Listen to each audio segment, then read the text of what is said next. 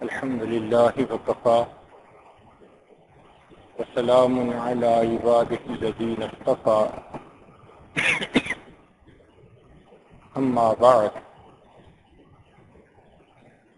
أعوذ بالله من الشيطان الرجيم بسم الله الرحمن الرحيم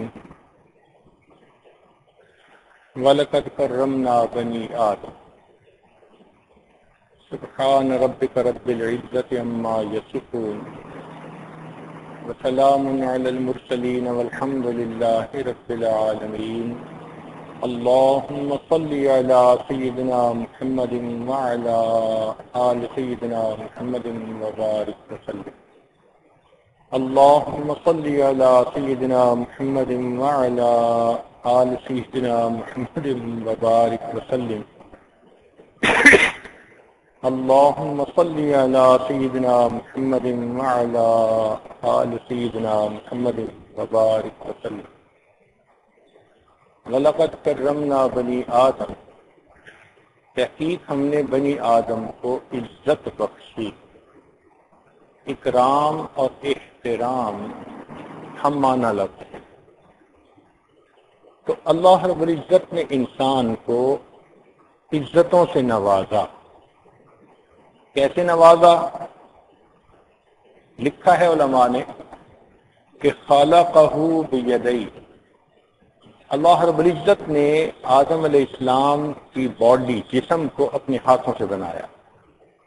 الصورۃ الحسنہ، پھر انسان کو بہترین صورت پر پیدا فرمایا. منحہ العقل، پھر اللہ تعالیٰ نے انسان کو عقل کے نور سے نوازا. منحہ النطق، پھر اللہ تعالیٰ نے انسان کو گویائی کی صفت عطا فرمائی. جانور اس طرح نہیں بول پاتے جس طرح اللہ رب العزت نے انسان کو یہ کمال عطا فرمایا ہے.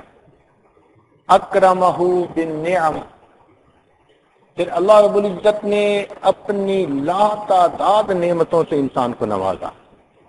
وَإِن تَعُدُّوا نِعْمَةَ اللَّهِ لَا تُحْصُوهَا، اگر تم اللہ تعالیٰ کی نعمتوں کو گننا چاہو تم گن بھی نہیں سکتے. پھر فرمایا فَضَّلَهُ عَلَى كَثِيرٍ مِّمَّنْ خَلَقَ، باقی مخلوق پر یہ بھی فضیلت بخشی کہ انسان اپنے ہاتھوں سے کھاتا ہے اور ہاتھوں سے کام کرتا ہے. باقی مخلوق اس طرح اپنے ہاتھوں سے کام نہیں کر سکتی. بِإِرْسَالِ الرُّسُلِ، پھر انسانوں میں اللہ رب العزت نے اپنے رسولوں کو بھیجا، اور بالخصوص اپنے پیارے حبیب حضرت محمد مصطفیٰ احمد مجتبی صلی اللہ علیہ وسلم کو انسانوں کے لیے آخری رسول اور نبی بنا کر بھیجا. یہ انسانیت کی بہت بڑی عزت افزائی ہے. حب اللہ للانسان، پھر انسان کو ایسا پوٹینشل دیا، صلاحیت دی کہ اگر وہ اپنے اندر صفات کو پیدا کر لے تو وہ صفات اللہ کو پیاری لگتی ہیں.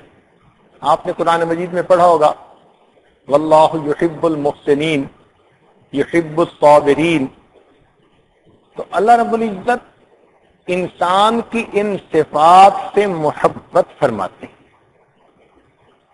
چنانچہ شریعت نے دو بنیادی باتیں کہیں انسانیت کے بارے میں. اس کو کہتے ہیں احترام انسانیت کے بنیادی اصول. امید ہے کہ آپ ساتھ دیں گے اور دل کے کانوں سے سنیں گے. پہلی بات فرمائی وَلَا تُصَعِّرْ خَدَّكَ لِلنَّاسِ، کہ جب تمہیں کسی دوسرے انسان سے گفتگو کرنے کا موقع ملے تو تم منہ بنا کر، منہ پھلا کر، گالیں پھلا کے بات نہ کرو، غصے میں آ کے بات نہ کرو. تمہارے چہرے پر رعنائی ہو، شگفتگی ہو، مسکراہٹ ہو. تمہارے چہرے کے تاثرات سے دوسرے بندے کو تمہاری حالت کا اندازہ ہوتا ہے.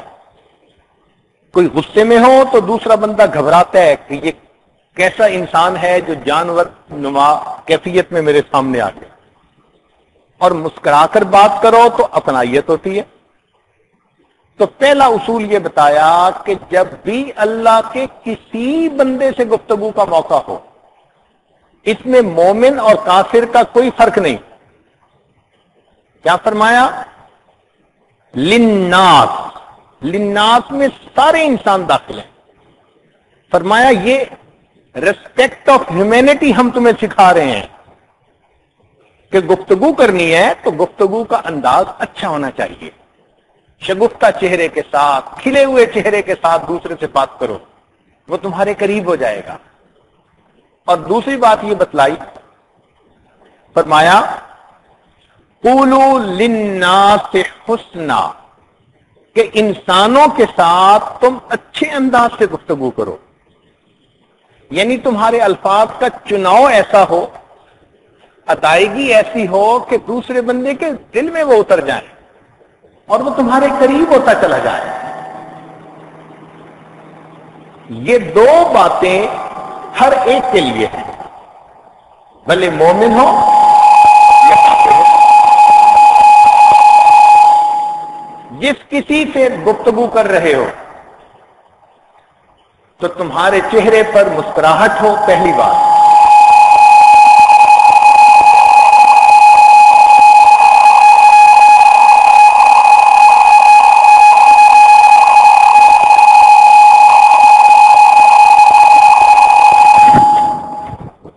اور تمہارے الفاظ کا چناؤ ایسا ہو، میں پکڑ لیتا ہوں اس کو، پکڑ لیتا ہوں. کہاں بہت سارے ہیں نا، ایک مجھے دے دو، اسپیکر دے دو، باقی لگے رہے. اسپیکر کون سا ہے؟ تمہارے الفاظ کا چناؤ ایسا ہو کہ وہ الفاظ دوسرے بندے کو متاثر کریں اور اس کے اندر محبت کے جذبات پیدا کریں. یہ دین اسلام کی خوبصورتی ہے، یہ اس شریعت کی بیوٹی ہے کہ اس نے دنیا کے اندر ایک انسان کو اتنے اچھے انداز سے زندگی گزارنے کی تعلیم دی. تو دو باتیں کہ بات کریں گے تو مسکراہٹ کے ساتھ، کھلے چہرے کے ساتھ، اور اگر گفتگو کریں تو الفاظ کا چناؤ ایسا ہو کہ دوسرے بندے کے دل میں اپنائیت کا جذبہ پیدا.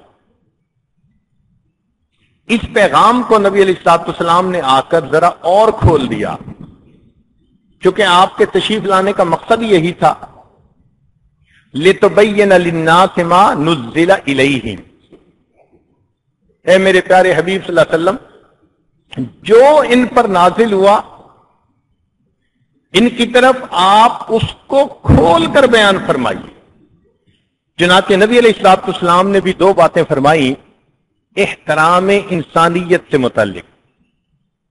پہلی بات فرمائی تکف شرک عن الناس، کہ تم انسانوں کو اپنے شر سے بچاؤ، اپنے شر کو تھام کے رکھو، روک کے رکھو. اس لیے کہ جو مخلوق سراپا خیر وہ فرشتے، جو سراپا شر وہ شیطان، اور جو خیر اور شر کا مجموعہ وہ حضرت انسان. تو ہر انسان میں شر ہے. ذرا غصے میں آ جائے تو پھر دیکھو وہ شر کیسے نکلتا ہے.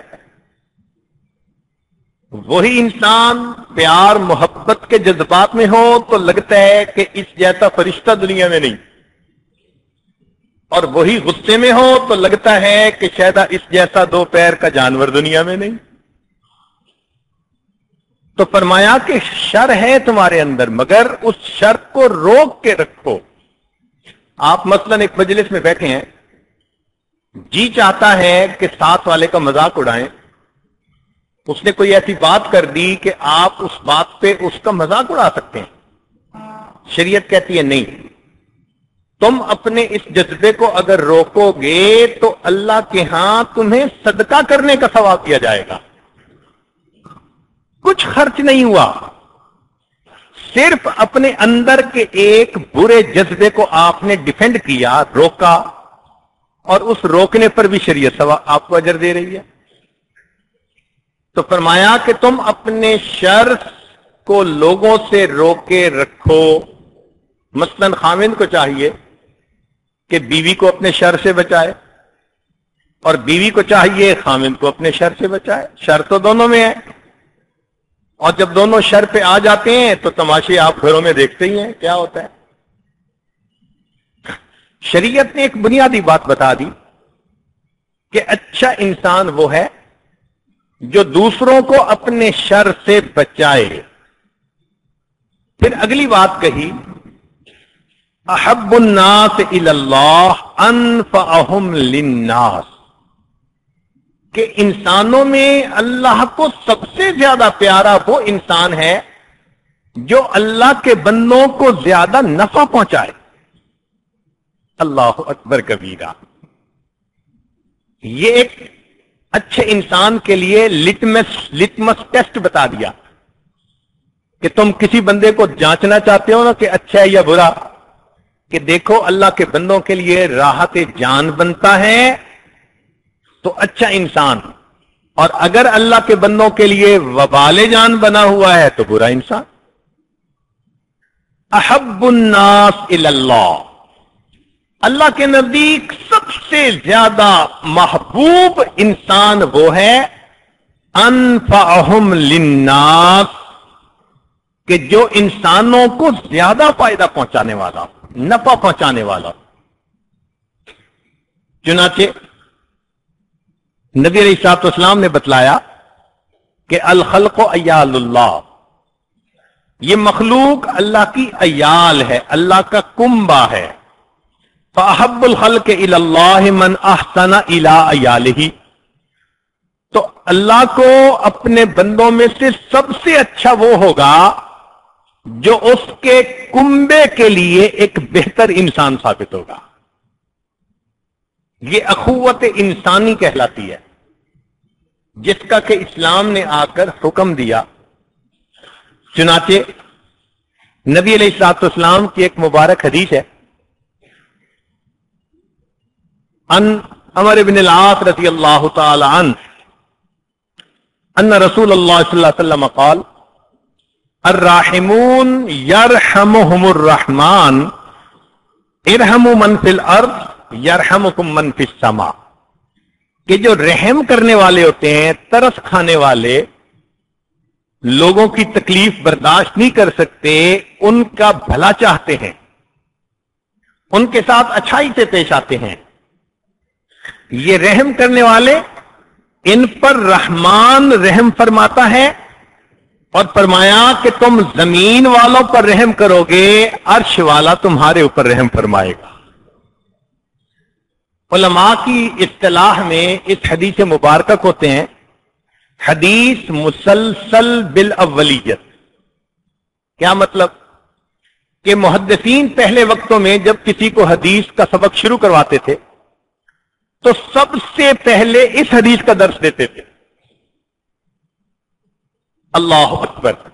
گویا نبی علیہ الصلوۃ والسلام کی تعلیمات کا لب لباب یہ حدیث ہے کہ حدیث کے طالب علم کو بتایا گیا دیکھو وہ نبی رحمت تھے، اور ان کی تعلیمات کا یہ نچوڑ ہے، تم زمین والوں پر رحمت کرو گے، آسمان والا تمہارے اوپر رحمت کرے گا.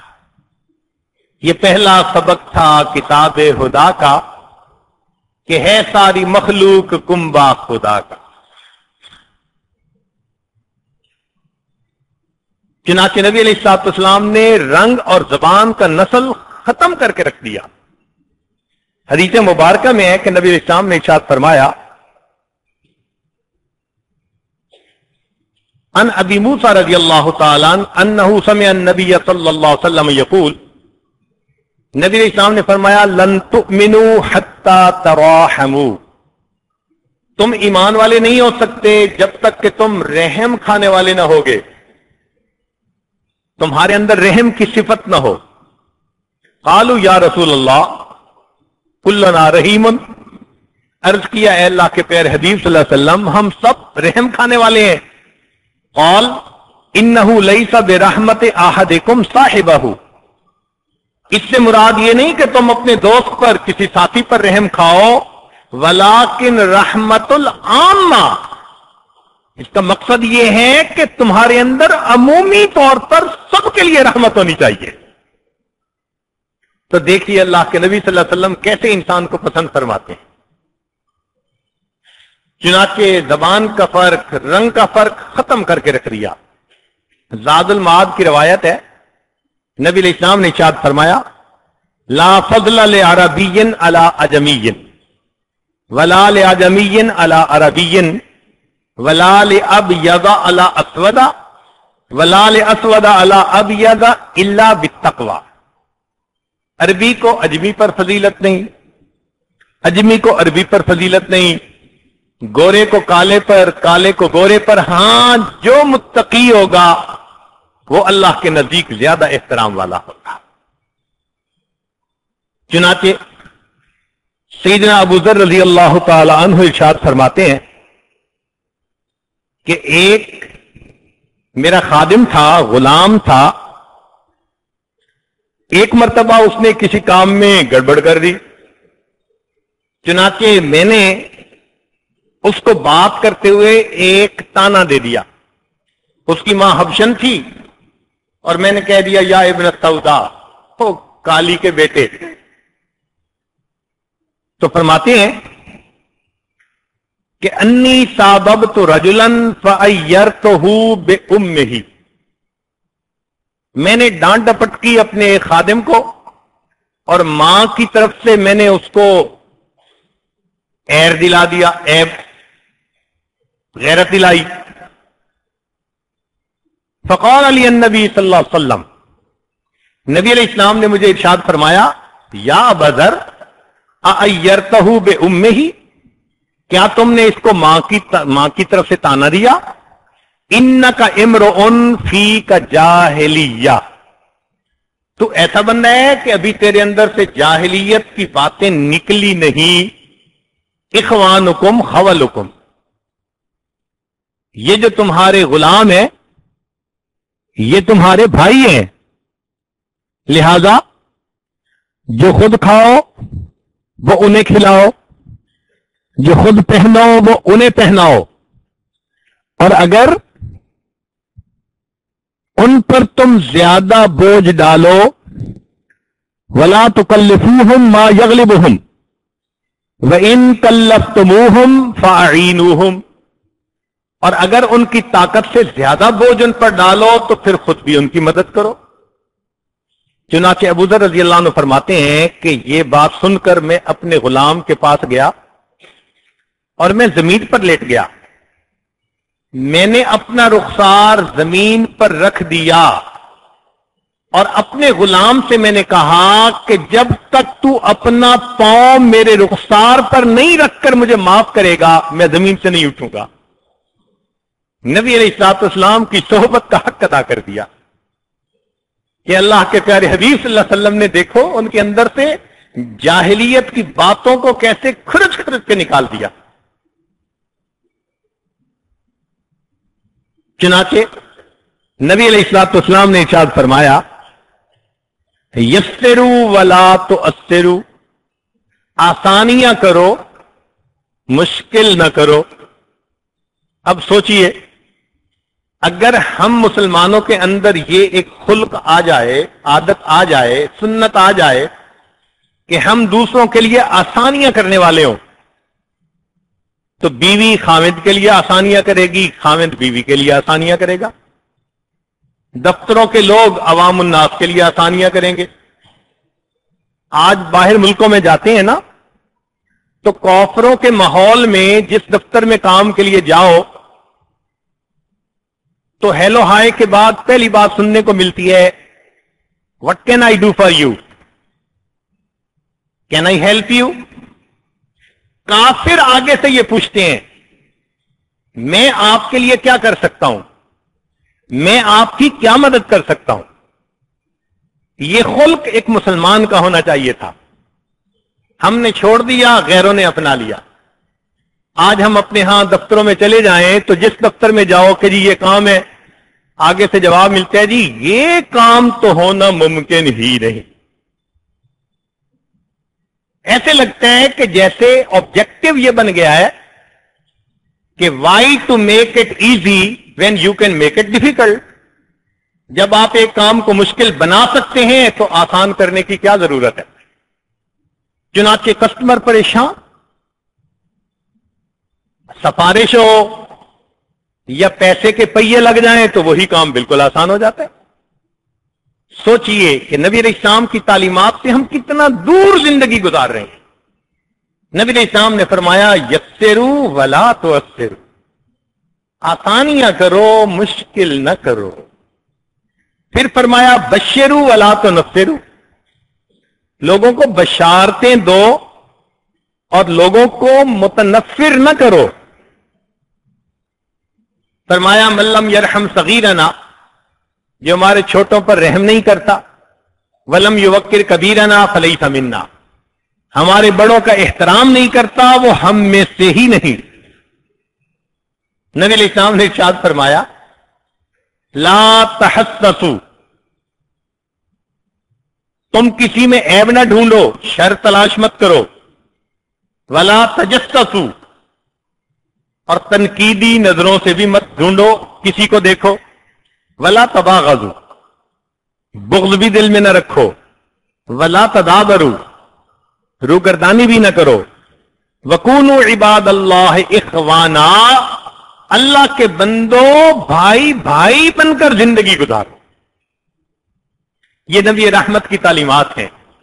1400 سال پہلے جب معاشرہ اتنا ڈیولپ نہیں تھا، عام سی زندگی تھی، نبی علیہ الصلوۃ والسلام نے ایسے عالمی اخوت کے اصول بتا دیے. فرمایا کہ اللہ کے بندو بھائی بھائی بن کر زندگی گزارو. چنانچہ نبی علیہ السلام کی ایک مختصر سی حدیث ہے، اس کو جوامع الکلم میں سے علماء نے شمار کیا. جوامع الکلم کہتے ہیں کہ دریا کو کوزے میں بند کر دیا، تھوڑے لفظوں میں بہت بڑی بات کہتی. اس ایک حدیث کو ہم اپنا لیں تو ہماری زندگی باغ و بہار بن سکتی ہے. نبی علیہ السلام نے ارشاد فرمایا سل من قطعک، جو تجھ سے توڑے تو اس سے جوڑ. آج سے ہم نیت کریں نا کہ ہم سے جو توڑنے کی کوشش کرے گا ہم اسے جوڑنے کی کوشش کریں گے. واعف عمن ظلمک، جو تجھ پر ظلم کرے تو اسے معاف کر دے. واحسن من اساء الیک، اور جو تیرے ساتھ برائی سے پیش آئے تو اس کے ساتھ اچھائی کا سلوک کر. یہ شریعت کی کتنی خوبصورت تعلیم ہے. دیکھیں اگر ایک کپڑا پیشاب سے ناپاک ہو گیا تو اس کو پاک کرنے کے لیے پاک پانی کی ضرورت ہوگی. اگر کوئی بندہ کہے جی میں پیشاب سے دھوؤں گا تو پیشاب کے دھونے سے تو پاک نہیں نہ ہوگا. اسی طرح برائی کے بدلے میں ہم کہیں ہم تو جی اینٹ کا جواب پتھر سے دیں گے تو بھئی پیشاب سے دھونے سے تو کپڑا پاک نہیں ہوگا، وہ تو پاک پانی سے دھونا پڑے گا. تو شر کے جواب میں خیر لاؤ، برائی کے جواب میں اچھائی لاؤ. ادفع باللتی ہی احسن، شریعت نے کہا تم برائی کے بدلے اچھائی کے ساتھ جواب دو. یہ انسانیت. چنانچہ نبی علیہ الصلوۃ والسلام نے انسانی رشتوں کے 4 دائرے بتائے. جیسے ایک نیوکلیس ہوتا ہے نا، اس کے گرد آربٹ ہوتے ہیں، تو شریعت نے کہا کہ تمہاری زندگی کے 4 آربٹ ہیں. سب سے جو کلوز آربٹ ہے اس کو کہتے ہیں نسب کا دائرہ، خونی رشتے کا دائرہ. شریعت نے اس کا بڑا احترام کیا. چنانچہ ایک ایک گھر کے فرد کی اہمیت بتائی کہ تم محبتوں سے گھر میں زندگی گزارو. شریعت نے کہا الجنت تحت اقدام امہاتکم، جنت تمہاری ماں کے قدموں کے نیچے. والد کے بارے میں فرمایا رضا الرب فی رضا الوالد، والد کی رضا میں اللہ کی رضا ہے. بیوی کو خاوند کے ساتھ حسن سلوک کا حکم، خاوند کو بیوی کے ساتھ. چنانچہ خاوند بیوی کو فرمایا لو امرت احدا ان يسجد لاحد لامرت المرأة ان تسجد لزوجها. اگر میں کسی مخلوق میں سے ایک کو دوسرے کو سجدہ کرنے کا حکم دیتا تو بیوی کو حکم دیتا کہ اپنے خاوند کو سجدہ کرے. اور خاوند کو کیا فرمایا؟ خیرکم خیرکم لأہلہ، تم میں سے سب سے بہتر وہ ہے جو تم میں سے اپنے اہل خانہ کے لیے بہتر. فرمایا تم دوستوں میں کیسے ہو اس سے بھی ہم اندازہ نہیں لگائیں گے، کاروبار میں کیسے ہو ہم اس کو بھی نہیں پرکھیں گے.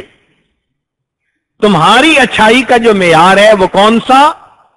کہ تم اہل خانہ کے لیے کیسے ہو. اور نبی علیہ السلام نے فرمایا کہ میں تم میں سے اپنے اہل خانہ کے لیے سب سے بہتر ہوں. شریعت نے یہاں تک کہا بیوی اپنے خاوند کو دیکھ کر مسکراتی ہے، خاوند اپنی بیوی کو دیکھ کر مسکراتا ہے، اللہ رب العزت ان دونوں کو دیکھ کر مسکراتے ہیں. تو اللہ رب العزت چاہتے ہیں کہ ہم گھروں میں الفتوں محبتوں کی زندگی گزاریں. چنانچہ ماں باپ کو اولاد پر شفقت کی ترغیب دی. نبی علیہ السلام نے ارشاد فرمایا ریح الولد من ریح الجنہ، طبرانی شریف کی روایت،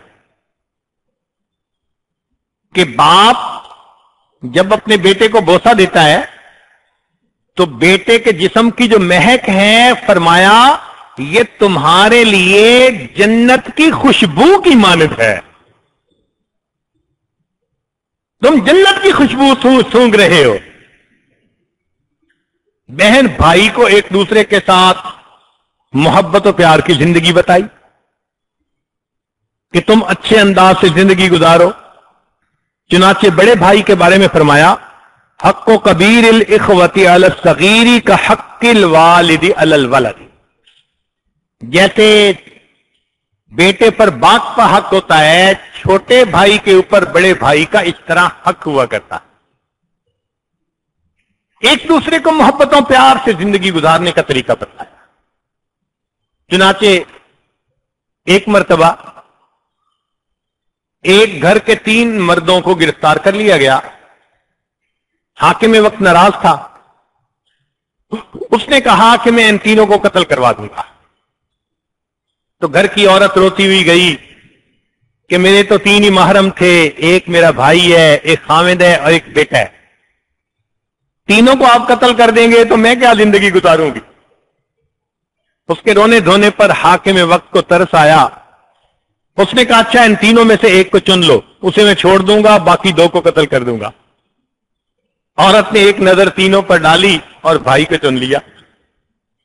تو حاکم وقت بڑا حیران، بیٹے کو نہیں چنا جو اس کا جگر گوشہ، خاوند کو نہیں چنا جو اس کے سر کا تاج، بھائی کو چنا. تو اس نے پوچھا کہ تم نے یہ چوائس کیسے کیا؟ عورت نے کہا دیکھو خاوند کو اگر تم قتل کروا دو گے اللہ کوئی سبیل بنائیں گے، میں اور نکاح کر لوں گی، اللہ مجھے دوسرا خاوند دے دے. بیٹے کو قتل کروا دو گے اللہ دوسرے خاوند سے مجھے اور اولاد عطا فرما دیں گے، چانسز ہیں. میرے والدین چلے گئے، میرا بھائی اس وقت دنیا میں ان کی نشانی ہے، اگر اسے قتل کرواؤ گے اس کا سبسٹیچیوٹ مجھے کوئی نہیں مل سکتا. اس عورت کا جواب اتنا اچھا تھا کہ حاکم وقت نے تینوں آدمیوں کو آزاد کروا دیا. تو الفتوں محبتوں کی زندگی گزاری کہ تم صلہ رحمی کے ساتھ آپس میں زندگی گزارو. اس کو کہتے ہیں سب سے کلوز دائرہ یہ ہے نسب کا دائرہ، خون کا رشتہ، بلڈ ریلیٹو. ایک اس سے ذرا براڈ دائرہ ہے، اس کو شریعت نے کہا جیران کا دائرہ. جیران سے کیا مراد؟ پڑوس کا دائرہ، کہ تم اپنے پڑوسی کے بھی حقوق کا خیال رکھو. چنانچہ شریعت نے کہا کہ پڑوسی 3 طرح کے ہوتے ہیں. شریعت نے اس کے بارے میں ذرا کھول کر بتایا. نبی علیہ الصلوۃ والسلام نے ارشاد فرمایا ان الجیران ثلاثۃ، پڑوسی تین طرح کے ہوتے ہیں. جار لہ حق واحد، ایک پڑوسی جس کا ایک حق ہوتا ہے. وجار لہ حقان، ایک پڑوسی جس کے دو حق ہوتے ہیں. وجار لہ ثلاثۃ حقوق، اور ایک پڑوسی کے تین حق ہوتے ہیں. فالجار الذی لہ ثلاثۃ حقوق، وہ پڑوسی جس کے تین حق ہوتے ہیں. الجار المسلم ذو الرحم، ایسا پڑوسی مسلمان بھی ہے، رشتہ دار بھی ہے، خونی رشتہ بھی ہے. فلہ حق الجوار، اس کا پڑوس کا حق بھی ہوا. وحق الاسلام، مسلمان ہونے کا حق بھی ہوا. وحق الرحم، رشتہ داری کا بھی حق ہوا. وَأَمَّا الَّذِي لَهُ حَقَّانِ، اور جس بندے کے دو حق ہیں. فالجار المسلم، مسلمان پڑوسی. لہو حق الاسلام وحق الجوار، پڑوس کا بھی حق ہے اور مسلمان ہونے کا بھی حق. وَأَمَّا الَّذِي لَهُ حَقٌّ وَاحِدٌ، اور وہ بندہ جس کا ایک حق ہے. فالجار المشرک، مشرک اور کافر بھی اگر تمہارا پڑوسی ہے تو اس کا بھی تمہارے اوپر حق آتا ہے. اس لیے ہمارے اکابر اتنے اچھے پڑوسی بن کر زندگی گزارتے تھے کہ کفار ان کے قریب رہنا پسند کرتے تھے. مشہور واقعہ ہے، امام احمد بن حنبل رحمت اللہ علیہ کے پڑوس میں مکان تھا ایک یہودی کا. وہ یہودی اسے بیچنا چاہتا تھا. ایک آدمی خریدنے کے لیے آیا. بھئی کتنی قیمت ہے؟ اس نے کہا بھئی 2000 دینار. اس نے کہا یار اس لوکیلٹی میں ایسے مکان کی قیمت تو 1000 دینار بہت ہے.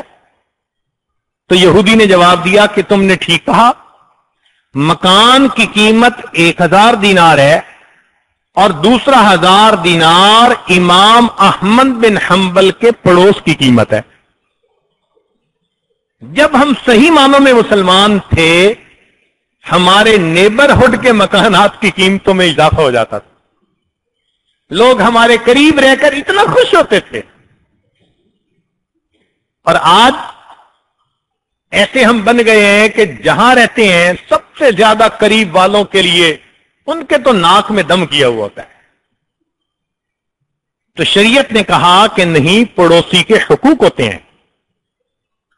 بلکہ نبی علیہ الصلوۃ والسلام نے اس بارے میں یہاں تک فرمایا، سنیے اور دل کے کانوں سے سنیے. فرمایا واللہ لا یؤمن، واللہ لا یؤمن، واللہ لا یؤمن.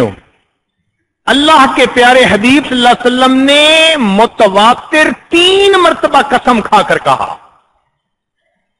ویسے ہی آپ فرما دیتے تو اس بات کی اہمیت کے لیے کافی تھا کہ آپ کی زبان فیض ترجمان سے یہ بات نکلی ہے. مگر نہیں، اللہ کے نبی صلی اللہ علیہ وسلم نے 1 2 3 قسمیں کھائیں. واللہ لا یؤمن، واللہ لا یؤمن، واللہ لا یؤمن. اللہ کی قسم وہ ایمان والا نہیں، اللہ کی قسم وہ ایمان والا نہیں، اللہ کی قسم وہ ایمان والا نہیں. من لا یأمن جارہ بوائقہ، جس کا پڑوسی اس کی ایذا سے بچا ہوا نہیں ہے. پڑوسی اگر ایذا سے نہیں بچا ہوا اس کا مطلب ہے وہ بندہ ایمان والا ہی نہیں. اللہ کے نبی صلی اللہ علیہ وسلم نے تو یہاں تک فرما دیا. اور ایک حدیث مبارکہ میں ہے نبی اسلام فرماتے ہیں ما زال جبریل یوسینی فی الجار حتی ظننت انہ سیورثہ، کہ پڑوسی کے حقوق کی تاکید بتانے کے لیے جبریل علیہ السلام इतनी बार आए कि मुझे ये डर होने लग गया कि कहीं बंदे के मरने के बाद उसकी वरासत में पड़ोसी का हक भी शामिल न कर दिया जाए। अब सोचिए कि बंदे के फौत होने के बाद पड़ोसी को भी कहीं वारसों में शामिल न कर ले। इतनी बार जिब्रील अलैहिस्सलाम मेरे पास आए, शरीयत ने इतना एम्फेसिस प्लेस किया, और हम पड़ोसी के साथ क्या करते हैं? तो पहला एक दायरा था जिसको कहा नसब का दायरा, दूसरा दायरा था जीरान का दायरा, और एक तीसरा दायरा जो और ज्यादा ब्रॉड है उसको कहा ईमान का दायरा। पूरी दुनिया में जहां भी कोई ईमान वाला है वो तुम्हारा भाई है। नबी इस्लाम ने फरमाया अल मुस्लिमो अखुल मुस्लिम, मुसलमान मुसलमान का भाई है। एक हदीस मुबारक में है जिसके दिल में मोमिन का गम नहीं वो मेरी उम्मत में से ही नहीं। एक हदीस मुबारक में है कि जब कोई आदमी किसी मोमिन के दिल को खुश करता है, अल्लाह ताला उस खुशी से एक फरिश्ते को पैदा फरमाते हैं। वो फरिश्ता क़यामत तक तस्बीह करता है और उस तस्बीह का सवाब इस बंदे के नामे आमाल में लिखा जाता है। मुहद्दिसीन में एक बुजुर्ग गुजरे हैं, अब्दुल्ला इब्ने मुबारक रहमतुल्लाह अलैह। अस्मा और रिजाल की कुतुब में जितने तारीफी अल्फाज इनके बारे में कहे गए, इतने किसी एक मुहद्दिस के बारे में नहीं कहे गए। इनको अमीरुल मोमिनीन फिल हदीस लिखा गया, बल्कि इनके एक हम असर मुहद्दिस थे, वो इनकी जिंदगी के बारे में फरमाते हैं कि मैंने अब्दुल्ला इब्ने मुबारक की जिंदगी को कई साल करीब से देखा और मैं इस नतीजे पर पहुंचा कि अब्दुल्ला इब्ने मुबारक की जिंदगी में और सहाबा की जिंदगी में सिर्फ एक फर्क था। क्या? कि सहाबा को रज़ियल्लाहु अन्हुम को नबी अलैहिस्सलाम के दीदार का शर्फ हासिल था, जो अब्दुल्ला इब्ने मुबारक को नहीं था। इसके सिवा इनकी जिंदगी और सहाबा की जिंदगी में मुझे कोई फर्क नजर नहीं आता था। मुहद्दिस जिसकी जिंदगी के बारे में ऐसे अल्फाज कहें, आप सोचिए वो कैसे लोग होंगे। अल्लाह ने इनको जाहिर का माल भी खूब दिया और इल्म भी बहुत दिया। इल्मी मकाम इतना था कि जब आते थे तो इमाम अहमद बिन हंबल रहमतुल्लाह अलैह अपनी जगह से उठकर उनको अपनी जगह पर बिठाया करते थे। ये इमाम आजम अबू हनीफा रहमतुल्लाह अलैह के शागिर्द थे। तो एक नवाब के बेटे थे, मालो दौलत भी थी, तिजारत भी करते थे। एक शख्स उनके पास आया, कहने लगा हजरत 700 दीनार का कर्जा है, आप पे ऑफ कर दें तो मेरे सर से एक मुसीबत टल जाएगी, मैं रिलैक्स होकर जिंदगी गुजारूंगा। हजरत ने एक कागज पर लिखकर दिया और कहा भाई जाओ और मेरे अकाउंटेंट से जाके पैसे ले लो। वो गया और अकाउंटेंट को जाकर कहने लगा भाई हजरत ने मुझे अप्रूव कर दिए, 700 दीनार की जरूरत है मुझे। जब अकाउंटेंट ने वो कागज देखा तो उस पर तो 7,000 लिखे हुए थे। अब वो कंफ्यूज हो गया, ये डिमांड कर रहा है 700 की और लिखे हुए हैं 7,000, तो समथिंग इज रॉन्ग समवेयर। उसने कहा भाई मैं जरा हजरत से क्लैरिफाई कर लेता हूं।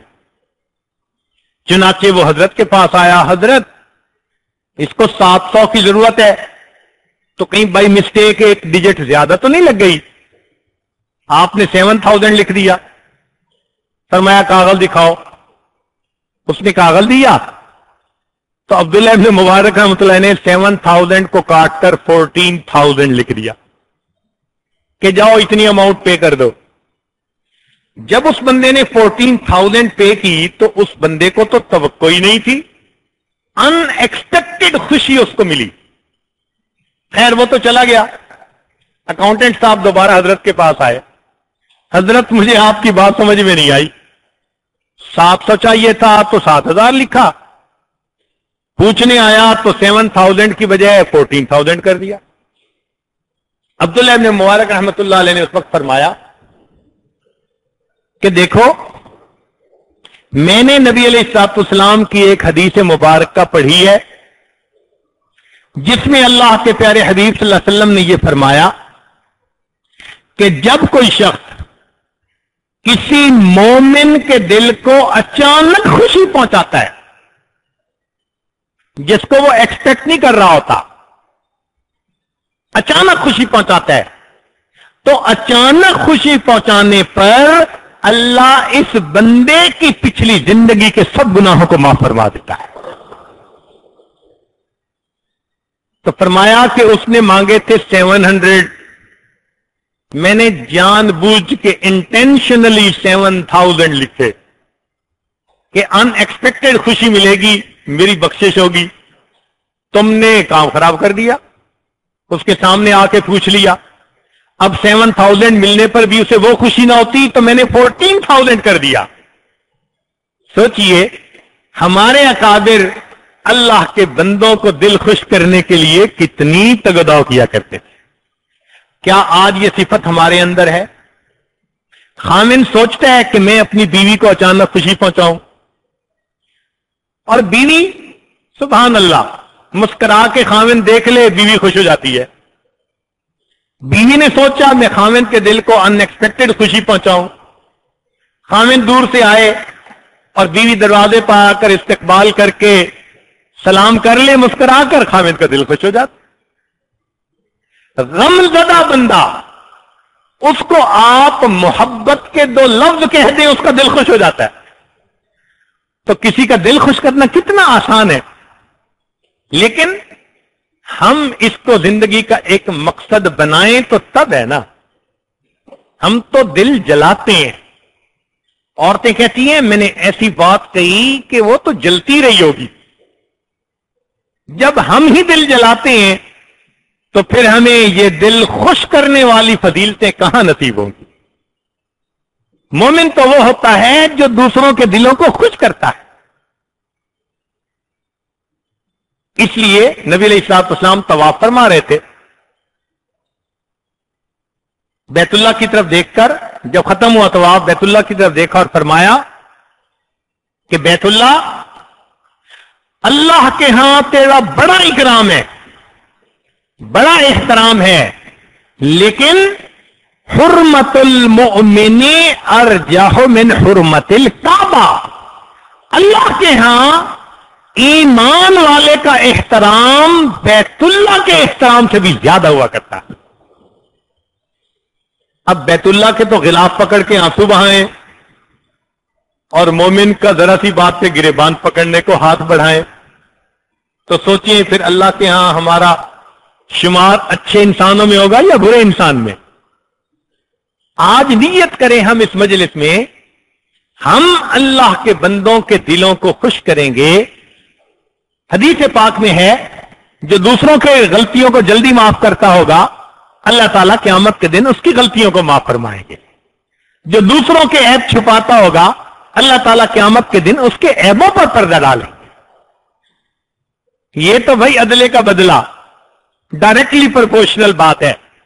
ہم دوسروں کے ساتھ جتنا بھلائی کا معاملہ کریں گے کل قیامت کے دن ہمارے ساتھ وہی بھلائی کا معاملہ ہوگا. تو نیت اچھی کر لیں اور ایک اچھا انسان بن کر زندگی گزارنے کی دل میں نیت کر لیں. نبی علیہ الصلوۃ والسلام ایمان والوں کا کس قدر احترام فرماتے تھے.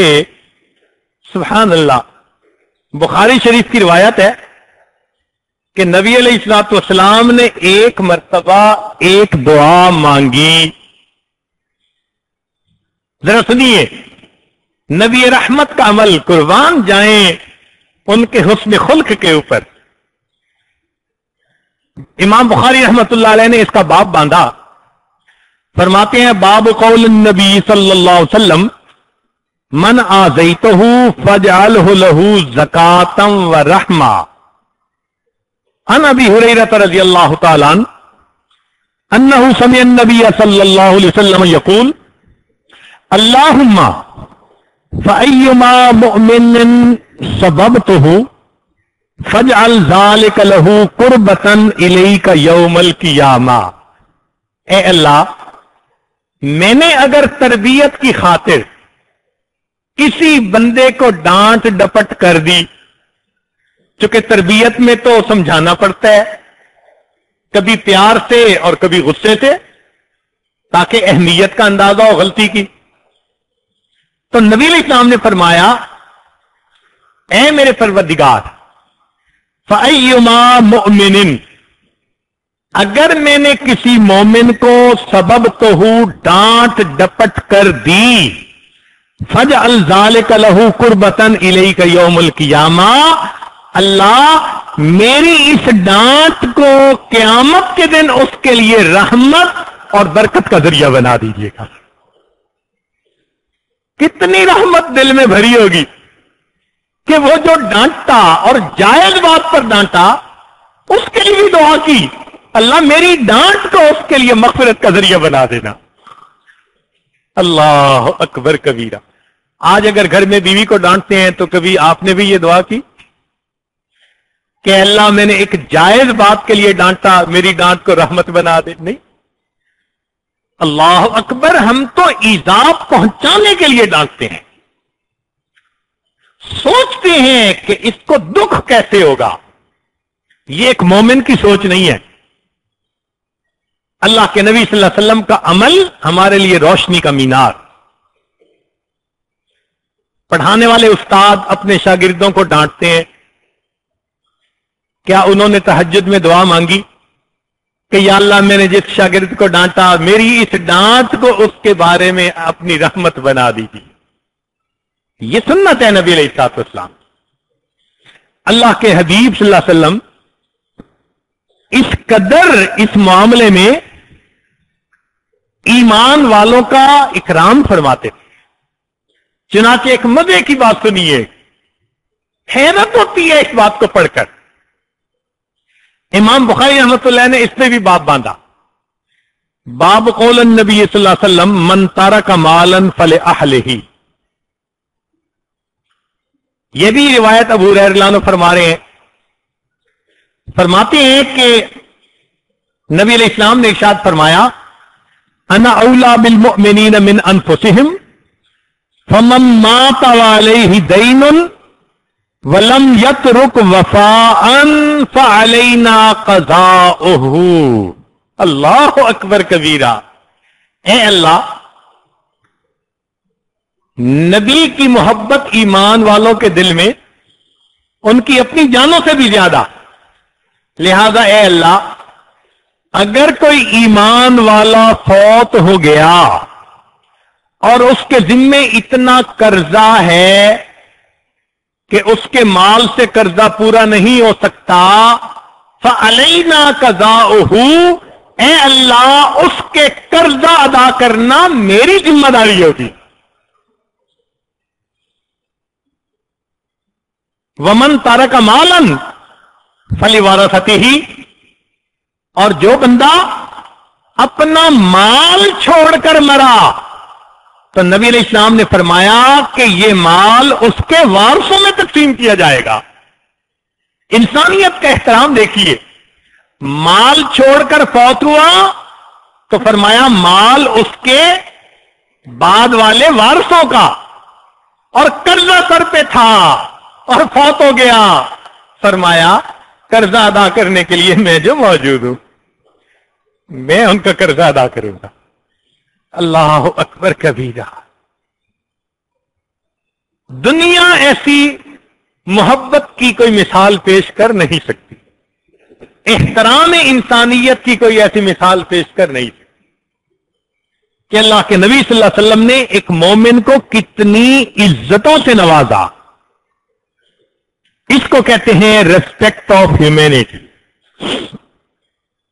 چنانچہ یہ 3 دائرے تھے، ایک نسب کا دائرہ، خون کا رشتہ، دوسرا پڑوس کا دائرہ، جیران کا دائرہ، تیسرا اسلام کا دائرہ، ایمان کا دائرہ۔ ایک چوتھا دائرہ بھی ہے، اس کو شریعت نے کہا انسانیت کا دائرہ۔ کہیں بھی کوئی ہے اور انسان ہے تو فرمایا تمہارے اوپر اس کا بھی حق ہے۔ اللہ اکبر کبیرہ۔ آج کی دنیا کہتی ہے کہ ہم نے دنیا کو ریسپیکٹ آف ہیومینٹی سکھائی۔ ذرا 1400 سال پہلے اللہ کے پیارے حبیب صلی اللہ علیہ وسلم کی تعلیمات کو تو پڑھ کر دیکھیں نا کہ انہوں نے ریسپیکٹ آف ہیومینٹی کا کیا درس دیا۔ فرمایا کہ جس کی شکل انسان والی ہے، اولاد آدم میں سے ہے، اس کا بھی تمہارے اوپر حق ہے، بھلے وہ کافر ہو اور مشرک ہو، نہیں کچھ نہ کچھ حقوق اس کے بھی ہیں۔ نبی علیہ السلام احترام فرماتے تھے انسان کا۔ چنانچہ امام بخاری رحمت اللہ علیہ نے اس پر بھی ایک حدیث پاک پیش کی ہے، باب من قام علی جنازۃ یہودی۔ فرماتے ہیں کان سہل بن حنیف وقیس بن سعد قائدین بالقادسیہ، یہ 2 بزرگ حضرات قادسیہ میں بیٹھے ہوئے تھے۔ فمروا علیہما بجنازۃ، ان کے قریب سے ایک جنازہ لے جایا گیا، گزارا گیا۔ فقاما، دونوں کھڑے ہو گئے۔ فقیل لہما، انہیں کہا گیا انہا من اہل الارض ای من اہل الذمہ، یہ تو ایک کافر کا جنازہ تھا، آپ دونوں اس کو دیکھ کر کھڑے ہو گئے۔ فقولا، انہوں نے کہا ان النبی صلی اللہ علیہ وسلم مرت بہی جنازۃ، کہ ایک مرتبہ نبی علیہ السلام کے قریب سے جنازہ لے جایا گیا، پھر کیا ہوا؟ فقام، نبی علیہ السلام کھڑے ہو گئے جنازے کو دیکھ کر۔ فقیل، یہ کہا گیا انہا جنازۃ یہودی، یہ تو ایک یہودی کا جنازہ ہے۔ نبی علیہ السلام نے جواب میں فرمایا فقال الیست نفسا، کیا یہ ایک انسان نہیں تھا؟ اللہ کے نبی صلی اللہ علیہ وسلم نے انسانیت کے ناطے ایک یہودی کے جنازے کا بھی اکرام فرمایا، تو مرتے بندے کا احترام تو پھر زندہ کا کیا ہوگا بھائی؟ سوچنے کی بات ہے۔ چنانچہ شریعت نے ہمیں کہا کہ ہم اچھا انسان بن کر زندگی گزاریں۔ اللہ کے حبیب صلی اللہ علیہ وسلم کافروں کے ساتھ بھی حسن سلوک سے پیش آتے تھے۔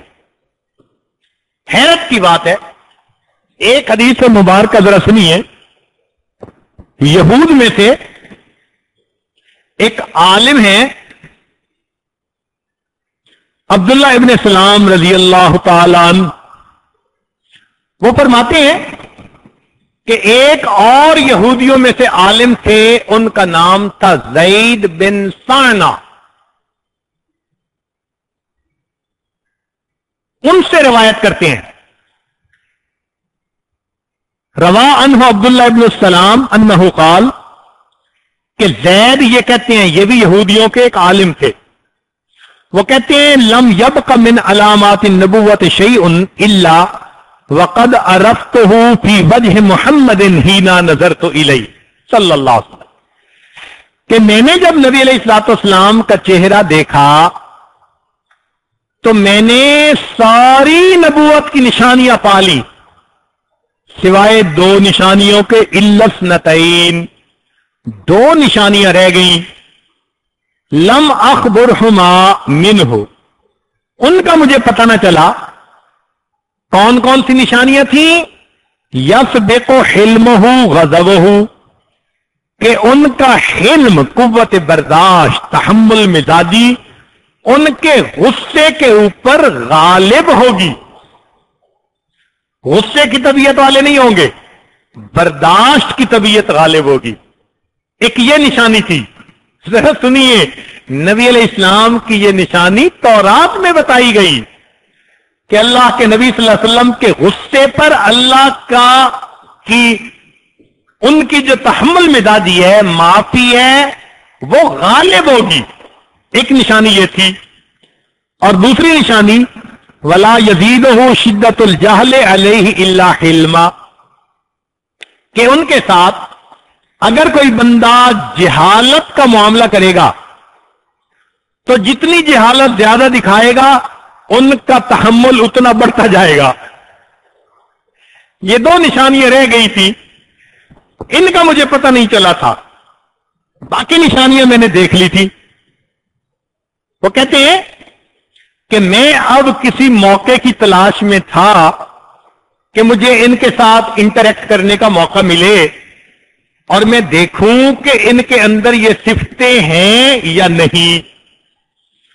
چنانچہ وہ کہتے ہیں وَكُنْتُ أَتَلَطَّفُ لَهُ لِأَنْ أُخَالِطَهُ، میں ان کے دائیں بائیں منڈلا رہا تھا کہ مجھے ان سے کوئی بات کرنے کا، لین دین کرنے کا موقع مل جائے.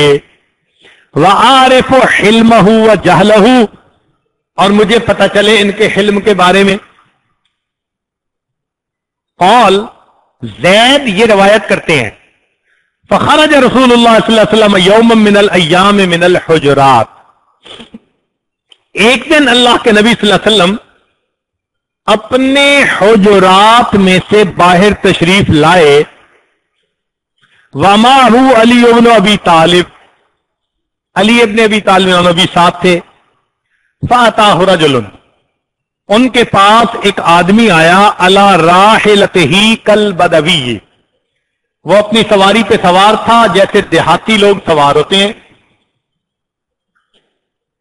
فقال، وہ دیہاتی کہنے لگا یا رسول اللہ، اے اللہ کے رسول صلی اللہ علیہ وسلم، ان قریۃ بنی فلان قد اسلموا، فلاں قبیلہ قریہ بستی کے لوگ اسلام لے آئے.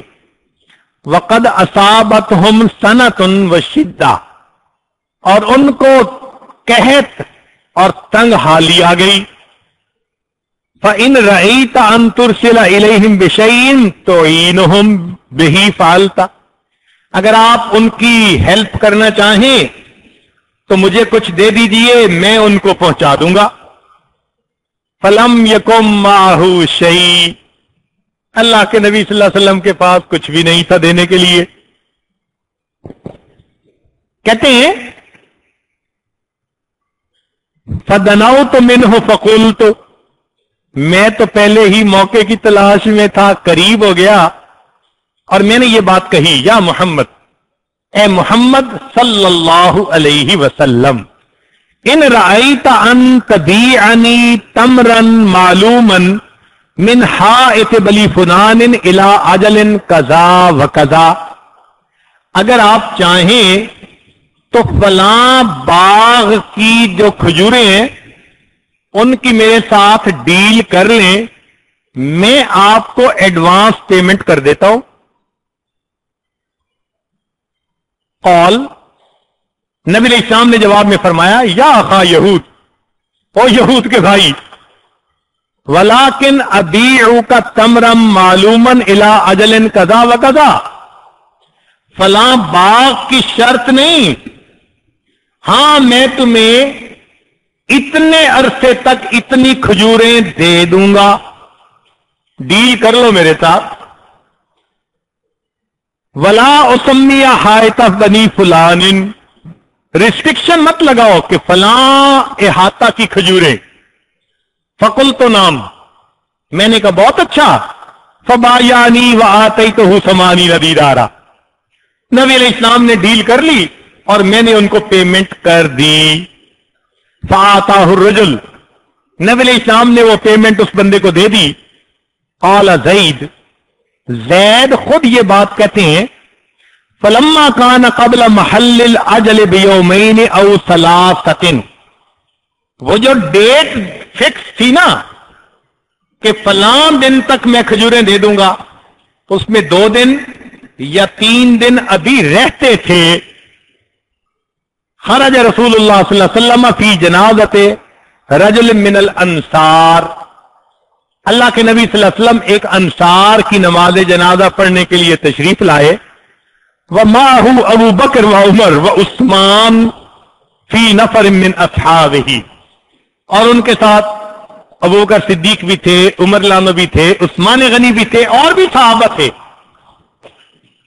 فلما صلی علی جنازت اتیتہ، جب نبی علیہ السلام نے جنازہ پڑھ لیا، کہتے ہیں کہ میں اس وقت آیا، فاخذت بمجامع قمیصہ وردائہ، میں نے آ کر نبی علیہ الصلوۃ والسلام کی یہ جو کمر کے قریب جگہ ہوتی ہے جہاں کرتا اور تہبند اکٹھے ہوتے ہیں ایک دوسرے کے اوپر، ان کے جمع ہونے کی جگہ میں نے وہاں سے آ کے کرتے کو سختی سے پکڑ لیا، ہاتھ بڑھایا اور نبی علیہ السلام کی اس جگہ سے کرتے اور آپ کی چادر کو سختی سے پکڑ لیا، وَنَظَرْتُ إِلَيْهِ بِوَجْهٍ غَلِيظٍ، اور میں نے بڑا غصے والا منہ بنا کر نبی علیہ السلام کی طرف دیکھا، ثم قلت، پھر میں نے یہ کہا، الا تقضی یا محمد حقی، اے محمد صلی اللہ علیہ وسلم آپ میری پیمنٹ کیوں نہیں، مجھے میرا حق کیوں نہیں دیتے؟ فواللہ، اللہ کی قسم، ما علمتکم یا بنی عبد المطلب لسیء القضاء مطل، او بنی عبد المطلب مجھے تو یوں لگتا ہے کہ آپ لوگ پیمنٹ کرنے میں بہت برے لوگ ہو۔ اب جان بوجھ کے غصے دلانے والی بات، غصے سے دیکھا اور ایسی جلی کٹی بات کہی۔ قال، زید کہتے ہیں، فنظرت الی عمر، میری نظر عمر لانوں پر پڑی، وعیناہ تدوران فی وجہہ، عاشق تھے یہ، نبی علیہ السلام کے ساتھ مس بہیو کر رہا تھا۔ کہتے ہیں میں نے عمر لانوں کو دیکھا، ان کی نظریں میرے چہرے پر ٹک گئیں، وہ میری طرف دیکھ رہے تھے، اور مجھے دیکھ کر عمر لانوں نے یہ کہا، ان کی رگیں پاروں کی پھٹ گئی تھی، کہنے لگے ایدو اللہ، او اللہ کے دشمن، اتقول لرسول اللہ ما اسمع، تجھے یہ لفظ کہہ رہا ہے، یہ اللہ کے نبی صلی اللہ علیہ وسلم کے بارے میں کہہ رہا ہے؟ فوالذی بعثہ بالحق، اللہ کی قسم جس نے نبی علیہ السلام کو حق دے کر بھیجا، لولا ما احاذر صوتہ لضربت سیفی رأسک، اگر مجھے تیرے اس حق کے فوت ہونے کا ڈر نہ ہوتا، میں اپنی تلوار سے تیرے سر کو قلم کر دیتا۔ اللہ اکبر، دیکھیے ایک عاشق کی بات، میرے محبوب صلی اللہ علیہ وسلم کے ساتھ یوں مس بہیو کر رہا ہے، تو یہ الفاظ کہہ رہا ہے، مجھے تیرے حق فوت ہونے کا ڈر نہ ہوتا، میں تیری گردن اڑا کے رکھ دیتا۔ کہتے ہیں کہ جب عمر رضی اللہ تعالیٰ عنہ نے یہ الفاظ کہے، وَرَسُولُ اللَّهِ صلی اللہ علیہ وسلم يَنظُرُ إِلَىٰ عمر فِي سَكُونٍ وَتَبَسُّمٍ، اللہ کے نبی صلی اللہ علیہ وسلم عمر لانوں کی طرف بڑے سکون اور مسکرا کر دیکھ رہے تھے۔ ثم قال، پھر نبی علیہ السلام نے فرمایا، یا عمر، اے عمر، انا وہو الی غیر ھذا منک احوج، میں اور یہ تیرے اور برتاؤ کے محتاج تھے، تمہیں ہمیں کچھ اور طریقے سے بات کرنی چاہیے تھی۔ ان تأمرہ بحسن الاقتضاء وتأمرنی بحسن القضاء، عمر اسے سمجھاتے کہ بھائی اچھے انداز سے پیسے مانگتے ہیں، اور مجھے کہتے کہ جی جب پیسے دینے ہو تو اچھے انداز سے پیمنٹ کر دیتے ہیں۔ عمر اسے بھی سمجھاتا، مجھے بھی سمجھاتا۔ اذهب یا عمر، اے عمر آپ اس یہودی کے ساتھ جائیں، فَقْضِهِ حَقَّهُ، جا کے اس کو حق دے دیں، اس کی کھجوریں دے دیں، وَزِدْهُ 20 صَاعًا مَكَانَ مَا رَوَاتَهُ، اور 20 صاع کھجوریں اسے زیادہ دے دینا، اس لیے کہ تو نے اس کو دھمکی دی ہے، تو نے اس یہودی کو دھمکی دی ہے، ڈرایا ہے کہ میں تیری گردن اڑا دوں گا، اس لیے اس کا حق بھی دے دو اور 20 صاع کھجوریں زیادہ بھی دے دو۔ قال زید کہتے ہیں فذهب بی عمر میرے ساتھ گئے، فقضانی، انہوں نے میری کھجوریں بھی دے دی، وزادنی، اور 20 صاع کھجوریں زیادہ بھی دی، فاسلمت، میں آیا اور نبی علیہ السلام کے ہاتھوں پہ کلمہ پڑھ کر مسلمان ہو گیا۔ یہ اللہ کے پیارے حبیب صلی اللہ علیہ وسلم کا حسن خلق تھا کہ کافر آزمانے آتے تھے اور کلمہ پڑھ کر واپس جایا کرتے تھے۔ کیا آج ہم بھی مسلمان بھائیوں کے ساتھ لین دین میں ایسے ہی خوش خلقی کا اظہار کرتے ہیں؟ توجہ تو فرمائیے، یہ اللہ رب العزت کے پیارے حبیب صلی اللہ علیہ وسلم کا عمل ہے۔ بلکہ حاتم طائی کی بیٹی نبی علیہ الصلوۃ والسلام کے پاس قیدیوں کے ساتھ لائی گئی، نبی علیہ الصلوۃ والسلام نے اس کے کہنے پر اس کو آزاد بھی کر دیا، اس کو کپڑے بھی دیے، کھانے کے لیے پیسے بھی دیے اور راستے کے لیے سواری بھی دی۔ ایک عورت کو اس طرح نبی علیہ الصلوۃ والسلام نے رخصت فرمایا، وہ کہتی ہے کہ میں شام چلی گئی اپنے بھائی کے پاس، عدی ابن حاتم کے پاس، تو بھائی نے مجھ سے پوچھا کہ تو نے دیکھا ہے مسلمانوں کے پیغمبر کو، تیرے کمنٹس ان کے بارے میں کیا ہیں، ذرا بتا تو صحیح۔ چنانچہ ان کی بہن کہتی ہے کہ میں نے اپنے بھائی کو کہا کہ اے میرے بھائی، ارا ان تلحق بہی، میرے اثر تاثرات یہ ہیں کہ تم جاؤ اور جا کر ان کے قدموں کے غلام بن جاؤ۔ ایک کافر کی بیٹی کے ساتھ اللہ کے پیارے حبیب صلی اللہ علیہ وسلم کے حسن خلق کا یہ معاملہ ہے۔ چنانچہ مزے کی بات سنیے کہ وہ کفار جنہوں نے 13 سال نبی علیہ الصلوۃ والسلام کو مکہ کے اندر تکلیفیں پہنچائیں، ایک مرتبہ وہ قحط میں پھنس گئے تو انہوں نے نبی علیہ الصلوۃ والسلام کو خط لکھا۔ سبحان اللہ، خط میں کیا لکھتے ہیں؟ ہاں، بلکہ انہوں نے ابو سفیان کو بھیجا کہ جا کے ہمارے لیے دعا کروائے۔ فاتح ابو سفیان فقال یا محمد، ابو سفیان نے آ کر کہا کہ اے محمد صلی اللہ علیہ وسلم، انک تأمر بطاعت اللہ وبصلۃ الرحم، آپ اللہ کی اطاعت کی بات کرتے ہیں، صلہ رحمی کی بات کرتے ہیں، وَإِنَّ قَوْمَكَ قَدْ هَلَكُوا، آپ کی قوم ہلاک ہونے کے قریب پہنچ گئی قحط کی وجہ سے، فَادْعُوا اللَّهَ لَهُمْ، ان کے لیے دعا کریں۔ حدیث پاک میں آتا ہے فَدَعَا لَهُمْ، اللہ کے نبی نے دعا کی، اللہ نے جو مکہ کے قریش تھے ان پر بارش برسائی اور انہیں قحط سے آزاد کروا دیا۔ ان کافروں کے ساتھ یہ معاملہ جنہوں نے نبی علیہ السلام کو شیب ابی طالب میں بند کر دیا تھا، پینے کو پانی نہیں دیا گیا تھا، بچے بھی لگتے تھے، روتے تھے، اللہ کے نبی نے ان کی برائی کے بدلے میں دیکھیے ان کے ساتھ کیا اچھائی کا معاملہ۔